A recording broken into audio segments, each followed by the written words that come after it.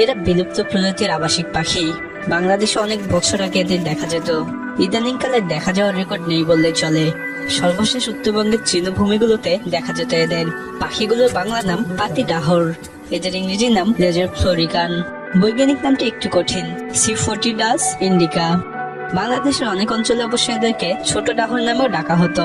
পাখিগুলো আকারে বেশ বড় সড়ো। এই পাখিগুলোরই বিস্তারিত তুলে ধরবো আমাদের আজকের এই ভিডিওটিতে। প্রিয় দর্শক, আপনি প্রথমবারের মতো আমাদের চ্যানেলে এসে থাকলে পশু পাখি নিয়ে এরকম মজার সব ভিডিও পেতে আমাদের চ্যানেলটি সাবস্ক্রাইব করে নোটিফিকেশন বাটনটি অন করে রাখুন। এই পাখিগুলো আকারে বেশ বড় সড়ো, দেখতে অনেকটাই ময়ূরের মতো। চলাফেরাতেও ময়ূরের সঙ্গে বেশ মিল রয়েছে। এরা বিচরণ করে আর্দ্র খোলা লম্বা তৃণভূমিতে। সাধারণত অধিক ঝোপ জঙ্গল এড়িয়ে চলে। খুব দ্রুত দৌড়াতে পারে এরা। এই পাতিডাহরের গড় দৈর্ঘ্য হয় 46 থেকে 51 সেন্টিমিটার করে। স্ত্রী পাখিগুলো তুলনামূলকভাবে বড় হয়ে থাকে, তবে স্ত্রী এবং পুরুষ পাখির চেহারা ভিন্ন হয়।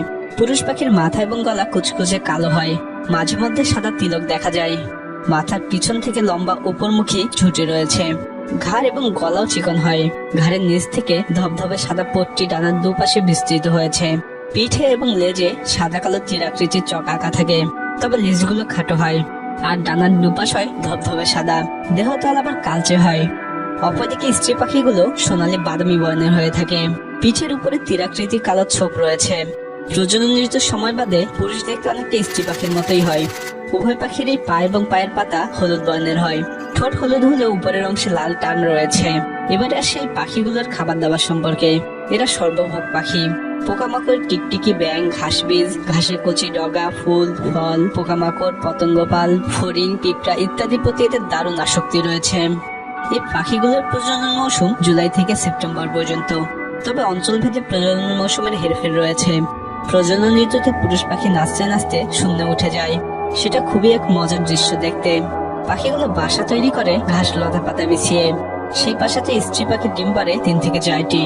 ডিমগুলো ফুটতে সময় লাগে 21 দিনের মতো। পাখিগুলো বিলুপ্ত প্রায় হলেও ভারত, নেপাল, পাকিস্তান এবং মিয়ানমারে কিছু সংখ্যক দেখা যায়। বর্তমানে এদের অবস্থা খুব একটা সন্তোষজনক নয়, যার কারণে IUCN এই প্রজাতিটিকে লাল তালিকাভুক্ত করেছে। প্রিয় দর্শক, আশা করি ভিডিওটি আপনাদের ভালো লেগেছে।